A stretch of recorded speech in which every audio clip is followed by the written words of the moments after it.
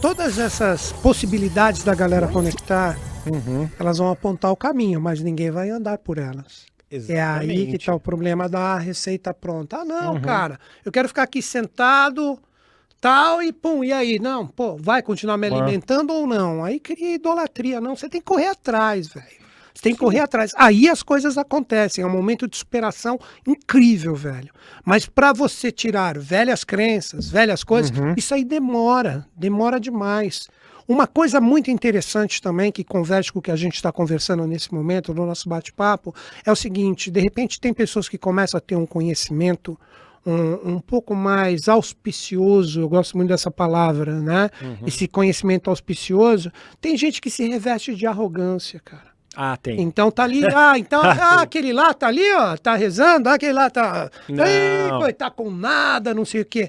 Cara, cada um tem que estar aonde o seu estado de consciência conecta e tá vibrando. Então as coisas estão acontecendo para aquela pessoa que de repente está muito mais adiantada, porque ela traz uma verdade bonita e pura no coração e na mente dela da busca, seja qual for o caminho que ela tiver, qualquer caminho, qualquer religião, cara, pode te proporcionar isso, se você não ficar na maia humana, você tentar conectar um pouco além, qualquer uma.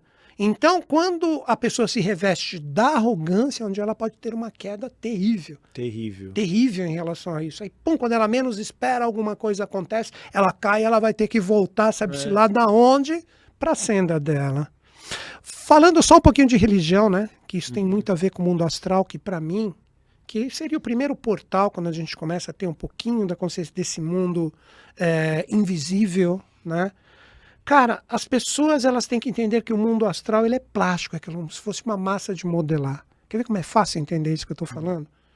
Imagina aquela pessoa que de repente foi um budista, citando esse exemplo.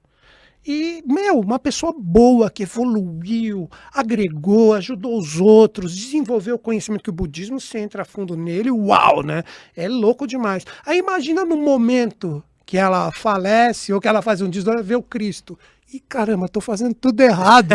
Mano, não tem sentido isso? Cara, então, tudo a realidade do mundo astral, por isso que ela não tem forma definida.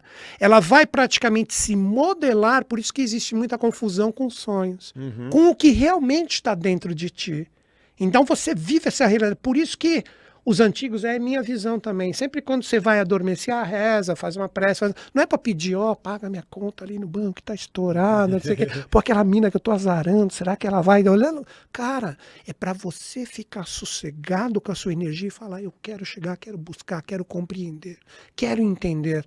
Aí você vai pro local de acordo com a sua vibração no momento. Então ele é plástico, ele é moldável, porque ele vai sendo passado através de chaves naquilo que você acredita. Universo espírita, você vai encontrar a galera tudo de branco, porque é o arquétipo de espiritualidade que você construiu, pessoas boas, pessoas que vão te auxiliar, entendeu? De repente, pô, a galera do budismo vai ter os monastérios, vai ter os budas, vai ter os monges, porque vai se revestir daquilo que você potencializou. Mas chega um determinado momento que isso a teosofia explica, é a segunda morte. A segunda morte ocorre nessas dimensões, porque vai chegar uma hora, você vai ter que se desapegar disso tudo também. Porque você vai para aquele mundo onde não tem forma, você se torna um ser causador. É aí que você começa a entrar verdadeiramente no que se chama de espírito, porque espírito é uma coisa e alma é outra. A alma é o processo de burilar, que você precisa de forma para se conectar e acreditar. O espírito não tem forma, você fica imerso em tudo. O que Buda atingia quando ele meditava, que ele entrava em Samadhi, Nirvana, não importa o nome que você dá, que quando ele despertava ele abraçava tudo, abraçava objetos, animais e chamava todo mundo de irmão. Porque ele percebia que Deus está na sua onipresença, onipotência e tudo mais, em tudo, cara. Isso é a verdadeira espiritualidade. Enquanto a gente necessitar da forma, a gente cria bengalas astrais e mentais, que vai chegar num determinado momento, você vai precisar desmanchar tudo aquilo para se conectar na fonte verdadeira. E de lá, de acordo com a possibilidade do que você criou verdadeiramente de espiritualidade, você tem a sua terceira morte para você voltar para o processo reencarnatório. Então, se você tem medo de uma morte, começa a ter 3. Porque serão 3 mortes, cara. E tudo é estado de consciência. Isso é a escada de Jacó.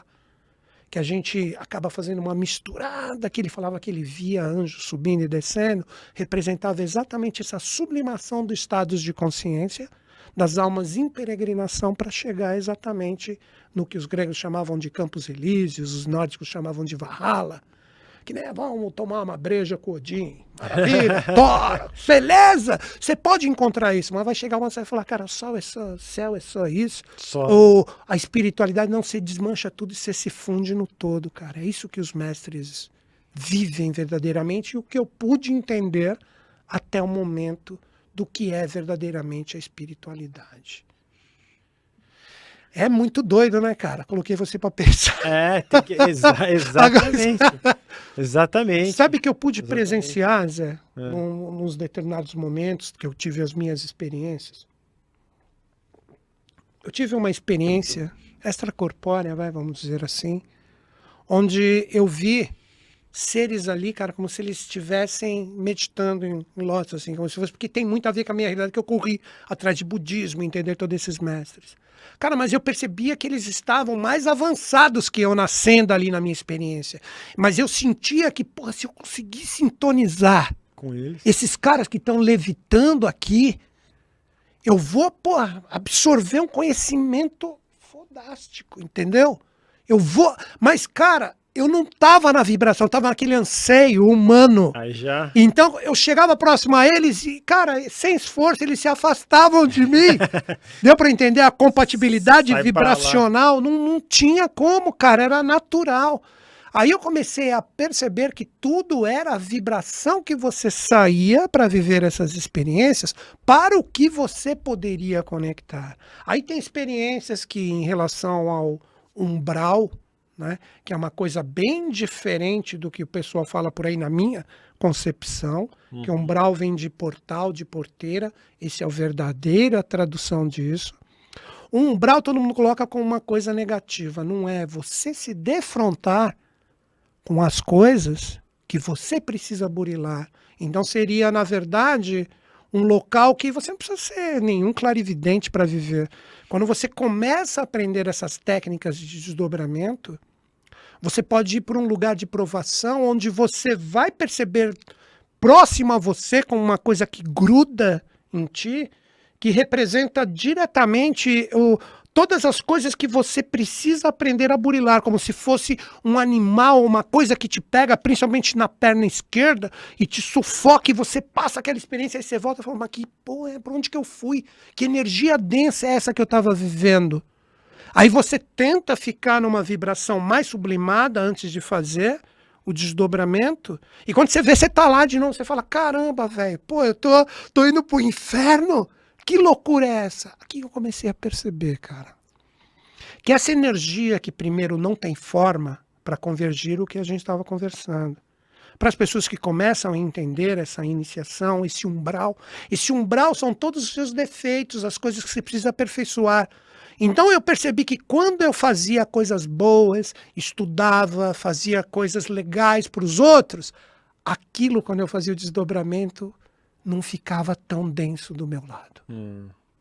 Começava, de repente, ter até como se fosse uma forma, uma coisa que representava como se fosse a minha própria projeção, falando, pisou na bola, ele ficou pesado.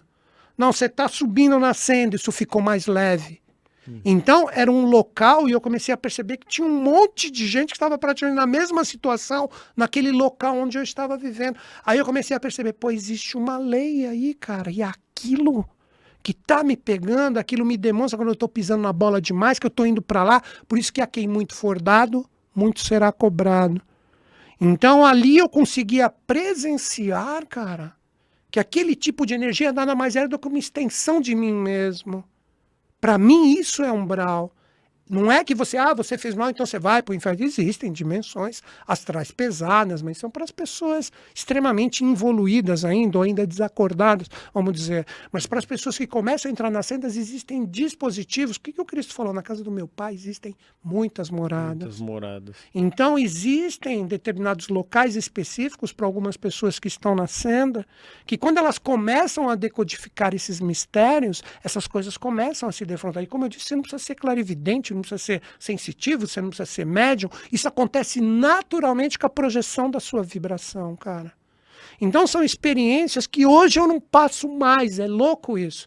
Às vezes eu fico pensando, caramba, o que eu tenho que fazer, né? E quando eu faço, de repente, alguma projeção consciente, normalmente sempre vem uma mensagem relacionada ao trabalho que eu tenho que fazer de divulgar essas coisas que todo mundo pode conquistar com bastante esforço. Então vem como se fosse uma cobrança, cara, tipo assim, cara, você tá sabendo, isso vai ser cobrado, você tem que continuar adiante, entendeu? Então eu já passei por vários estágios.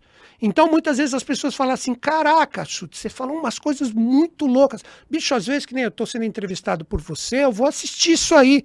Aí eu vejo, eu falo, caraca, velho, onde eu fui? Às vezes o que eu falei serve pra mim mesmo. A maioria das vezes. A maioria das vezes. A maioria das É vezes. verdade.